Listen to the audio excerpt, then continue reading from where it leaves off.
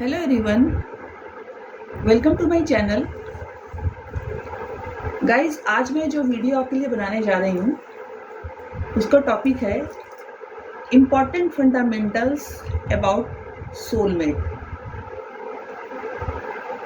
लोगों के मन में सोलमेट शब्द को लेकर गाइस बहुत ही रोमांटिक छवि होती है, लेकिन वास्तव में सोलमेट वो दोस्त होते हैं जो एक साथ मिलकर किसी भी मुश्किल को पार कर सकते हैं। सोलमेट वो होता है जिसके साथ आप तुरंत जुड़ाव महसूस करते हैं। ऐसा महसूस होता है कि आप इस व्यक्ति को पहले से ही जानते हैं।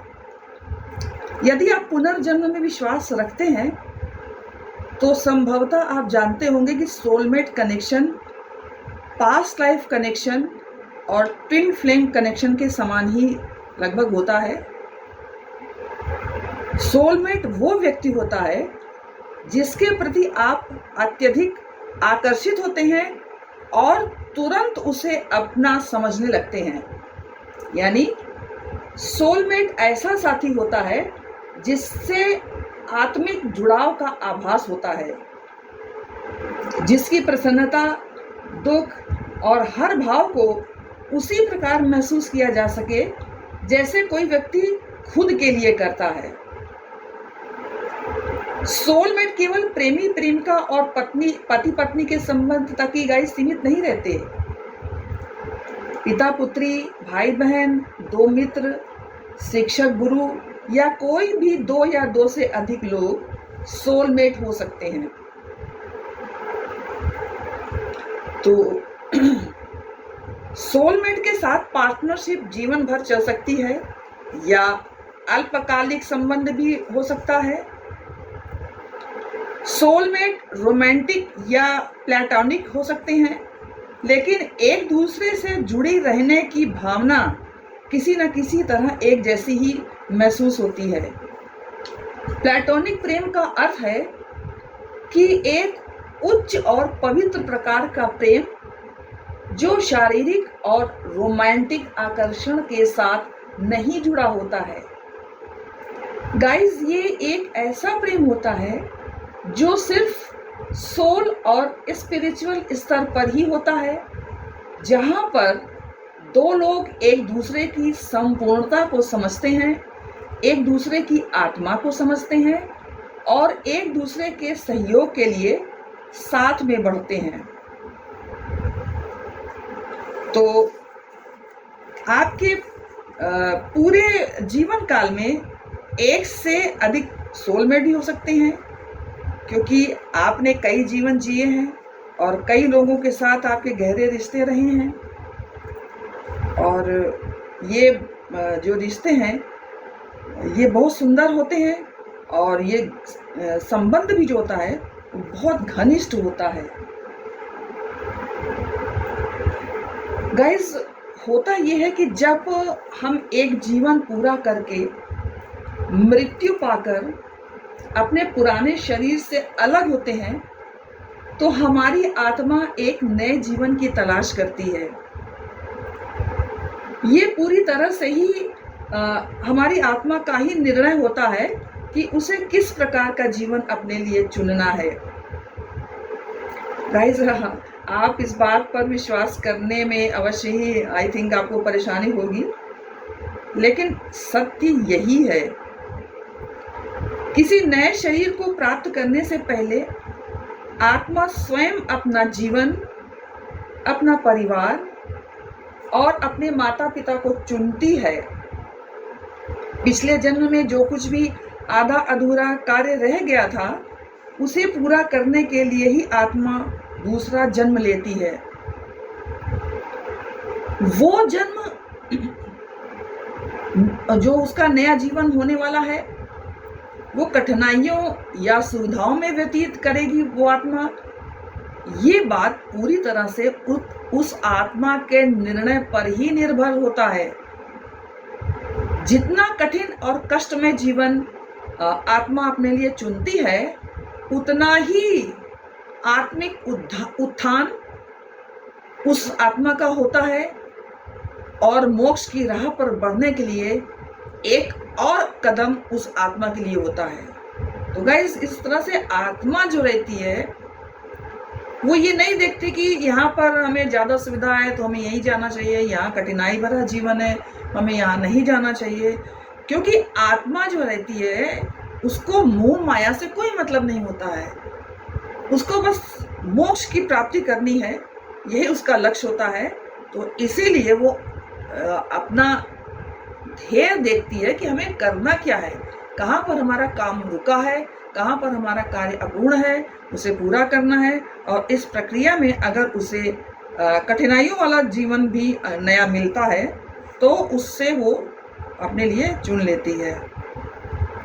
इस प्रक्रिया में कई बार हमारी आत्मा विभाजित भी हो जाती है, कभी एक पार्ट में, कभी 2 पार्ट में, कभी 3 पार्ट में, या फिर कई अन्य टुकड़ों में भी विभाजित हो सकती है। जब एक आत्मा विभाजित होकर 2 या 2 से अधिक टुकड़ों में बट जाती है तो उस आत्मा के बटे हुए अंशों को एक दूसरे से जुड़ने की हमेशा आस रहती है। यही है सोलमेट या ट्विन फ्लेम कनेक्शन। गाइस, ऐसा हो सकता है कि कभी आपने महसूस किया हो कि सड़क पर चलते हुए किसी अजनबी को आप गौर से देखते रह गए हों और आप लाख प्रयास करने के बाद भी उसे पहचान न पाए हों। दरअसल होता ये है कि हम उस अजनबी को नहीं बल्कि उसकी आंखों को पहचानने का प्रयास करते हैं।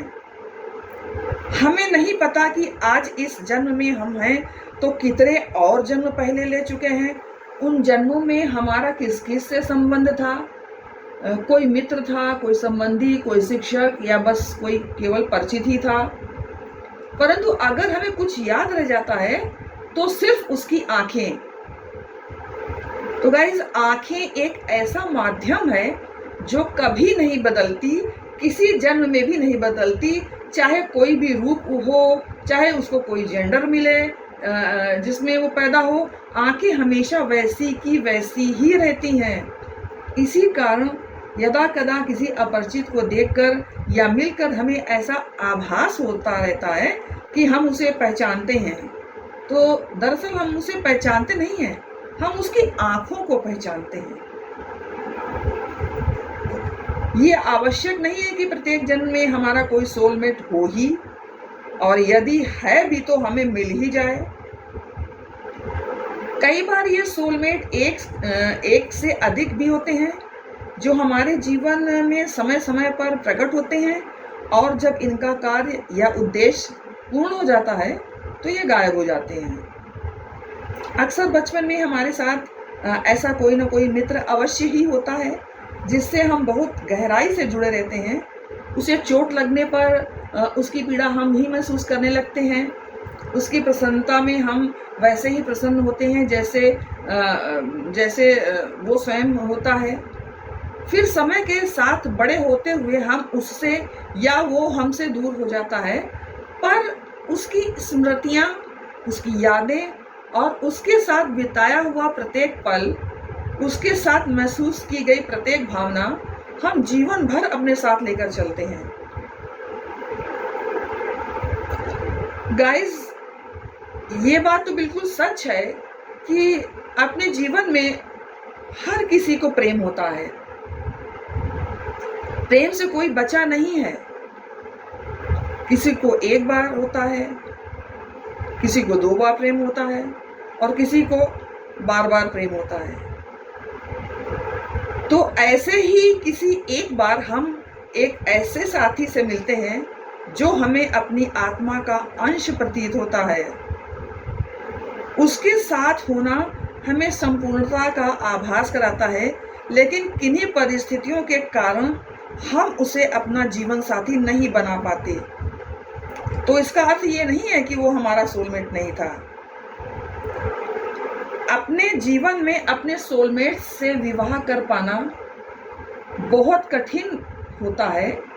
सब लोग इतने भाग्यशाली नहीं होते। आत्मा ने जन्म लेने से पूर्व ही अपने जीवन का खाका खींच लिया होता है। अपने अंश से मिलकर उसके साथ जीवन बिताना है या नहीं, या बस कुछ समय साथ रहकर आगे बढ़ जाना है, ये बात पूरी तरह से उसी आत्मा के दोनों विभाजित अंशों की इच्छा और निर्णय पर ही निर्भर है। गाइस, कई बार सोलमेट को मिलना होता है तो डाइवोर्स भी होते हैं। जैसे किसी व्यक्ति को पहले अपने कार्मिक पार्टनर से मिलकर दुख प्राप्त होता है, और जब वो कार्मिक पार्टनर उससे अलग हो जाता है, फिर उसका अपने सोलमेट के साथ विवाह होता है। लेकिन ये आवश्यक भी नहीं है कि अगली बार विवाह करने पर वो हमारा सोलमेट ही होगा। लैला मजनू, हीर रांझा, किसी भी अमर प्रेम की कहानी को आप यदि याद करें तो आप पाएंगे कि एक व्यक्ति की सांस रुकते ही दूसरे व्यक्ति की भी सांस थम गई थी। उनकी आत्मा अपने अंशों से मिलकर एक हो गई थी और फिर उसने एक साथ इस संसार को छोड़ने का निर्णय लिया था। तो गाइस, ये थी सोलमेट के बारे में आपके लिए कुछ फंडामेंटल जानकारियाँ। यदि आपको वीडियो पसंद आया तो लाइक, शेयर एंड कमेंट्स कीजिए। जय माता की।